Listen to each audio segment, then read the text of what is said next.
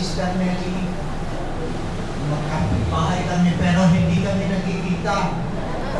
Kasi mga 3 o'clock ng madaling araw yung tingnan ko sa El Shaddai. Pero ipakwento ko lang, hindi ko talaga kami close dito. Kasi ang agwat namin 13 years. Kaya na nagkaisip ako, matanda na ho siya. At tinatanong ho kung kailan unang nagturo si Sister Nelly. Eksakto ho, grade 2 ako sa Dunggalo. Grade 2 ako, tapos pumasok siya sa Dunggalo Elementary School. Tapos way back noon, hindi pa rin kami close na kasi walo ko kami magkakapatid kami iso ko eh. Ngayon, naging close ulit kami nang niligawan na siya ni Papatoy, yung si Emilio Esguera. Si Papatoy ho kasi, ano yan eh, chef sa hotel, dito sa Ermita, tiga-Batangas o yan. Ako ang unang nilapitan niya, sinusuhulan ako niya. Bawat akyat ko ng ligaw ni Papatoy, una ko niya akong binibigyan, kaya malakas sa akin si Papatoy. Pero natuwa naman ako dahil napakabait ni Papatoy. Masunuring asawa. Hindi kasi ito makaray mo doon. Hindi ba? Pero mga anak. Pero si Sister Nelly ho, may ba tayo, napakalaking impluwensya ako sa pamilya ko. Kasi si Sister Nelly, ang asawa ko si Malu at saka mga anak ko, siya ho ang nag-impluwensya para malapit sa simbahan.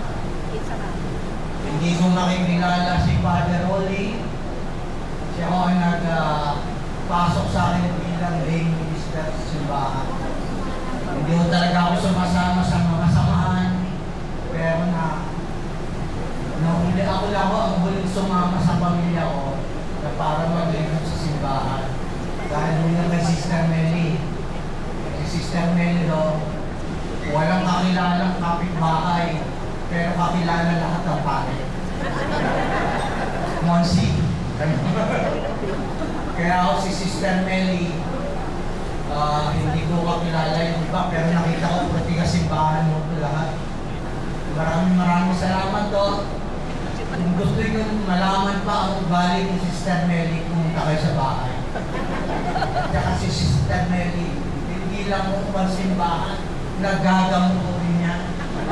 Yung mga walang pambayad, pinipre-over lang. Lalagyan ng konting langis ako. Pero totoo ko yun, si Sister Nelly ho, napakalaking influensya. Kung hindi nyo kakilala si Sister Nelly, maniwala kayo. Siya ho ay mabuting tao, alagad ng Diyos, araw-araw na sa simbahan, kaya ho siguro binigyan mo siya ng kalakasan na 80 years old, na sana marating mo. 66 ako ngayon, pero mas malakas pa ho siya sa akin. Nag-i-bike pa ho yan, e-ride. Kasi nga ako matigas ang ulo. Ganun pa man, tatapusin ko na ho. Si Sister Miley, lahat mahal na mahal ko yan. Nakikita ko kami sa simbahan na kahit minsan, nakikinig na lang kami. At naniniwala ko, pagpasensyahan nyo na si Sister Melly kung malakas ang radyo na kayo natataan. Kasi pag buhay ng mga sa eskinita niya, napakaslakas ng radyo, El Shaddai. Kaya nga nagre-reklamo yung gumagawa ng mga karpintero, bakit ang malakas ang radyo. Sinabihan ko si Sister Melly, bakit ba ang lakas ng radyo mo? Rinig na rinig. Para daw ma-convert ang mga karpintero, malapit sa simbahan. Kaya nga, ewan ko, sana magkita kami sa langit nito. Maraming salamat po sa konting nakayanan, sa mga sponsor, sa mga anak, yung mga anak na hindi nakarating dito, si Boyet, si Elmer, at isa pang pasasalamat namin ang mga anak ko ni Sister Melly at mga apo ay mga mabubuting tao. Napalaki ko ng mabubuting tao, mababait at malalapit sa Diyos. Kaya maraming salamat ulit. Thank you very much. I love you. Mr. Ray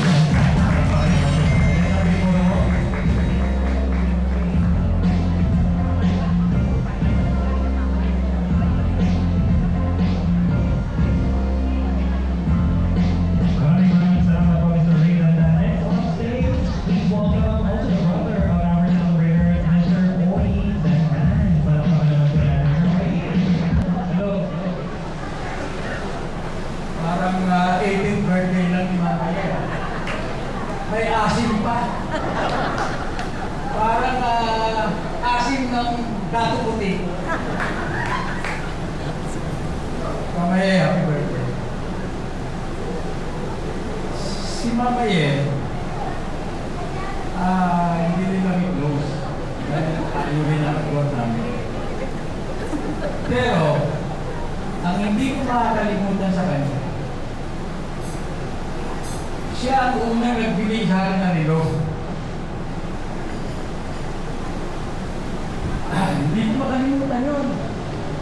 Hanggang ngayon.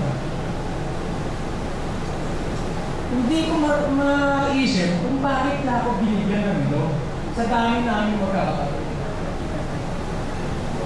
8 kami. No? Ako lang nag-iisa ang binigyan niya ng relo. Bagong-bago pa lang siya nagtatrabaho, natatandaan ko. Ang tagal kong pinag-iisipan mo, bakit ako binigyan nito relo? Sabi ko, hindi naman ako madalas mali. Siguro na naiisip na baka maliit ako sa mga date ko.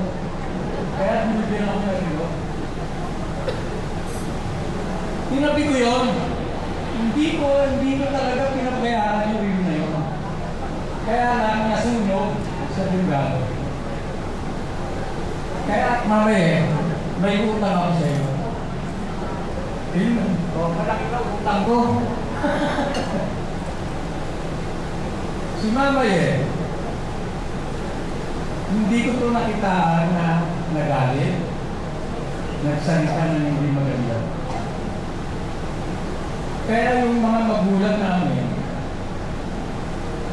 bago mamatay, siya ang pinili na sa kanya tumira. Nakita namin yung magulang namin na masaya sa kanya. Siya isang example ng magandang anak. Mapuntaan sa mga anak na ngayon. Napalaki niya ng maayos yung mga anak niya. Maski siya ay laging nag-iisa. Lagi siya nag-iisa kasi si Papa Toy laging nasa barko. Kaya napakahirap ang dinaanan ito.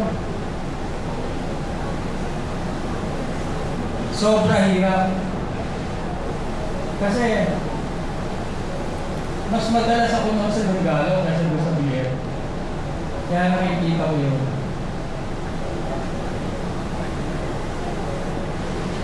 Pagdating naman sa kantahan, walang tatalo dito. Kung si Pilita Morales, Asia Queen of Song, ito yung Cathedral Queen of Song. Alam niyo ba sa bahay namin, utusan ako ng kasambahay namin. Lagi yung inuutusan mag-grocery. Pag ako nag-grocery, lagi ko kasabay siya, si Celeste Legazpi. Kasi, ano yan tahanan. Nag-grocery yan, patay na oras, walang masyadong tao. Ganun din ginagawa ko. Pag nakikita ko yun, sinasabi ko parang si Mamaye lang to. Parehas na parehas ang itsura. Lamang lang ang ilong ni Celeste. Pero pagdating sa boses, isang nota lang din ang lamang niya doon ni Celeste. Pero huwag na ho natin siyang hilingan ng kumanta pa.